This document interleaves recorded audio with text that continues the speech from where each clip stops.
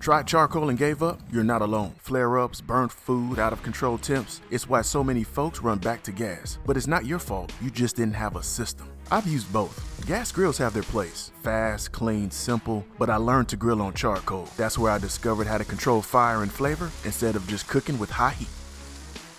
Most people give up on charcoal because no one ever showed them how to use it. They just lit the coals, hope for the best, but once you understand how to manage fuel, airflow, and food placement, it all clicks. Start with the chimney starter. It gives you even heat, no chemicals, and consistent results. That alone fixes most of the problems people have with charcoal. Once those coals are lit, don't just spread them across the grill. Bank them to one side. That gives you a direct heat zone for searing and a cooler zone for indirect cooking. New grillers often chase temps by constantly adjusting their vents, but if your coals and zones are dialed in, vents should be for minor adjustments, not your main way of controlling the fire. Around here, we call it the fire balance system. Fuel control, airflow control, and food placement. Think of it like a triangle. When those 3 points are in balance, your grill runs like a machine.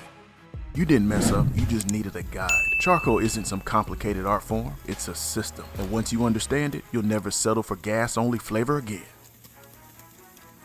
The fire, the smoke, that sear, it's a flavor you can't fake. And once you get a taste of it for yourself, you'll understand why it's so hard for some of us to ever go back to a gas grill. If you've ever stood over a hot grill feeling unsure, we've made something for you. It's a free guide that walks through the 5 most common grilling mistakes and how to fix them. It's the exact tool that helps turn frustration into confidence. Be sure to hit that like button, hit that subscribe button, and leave us a comment. We'd love to hear from you. Until next time, grill boldly, serve proudly, and enjoy the process.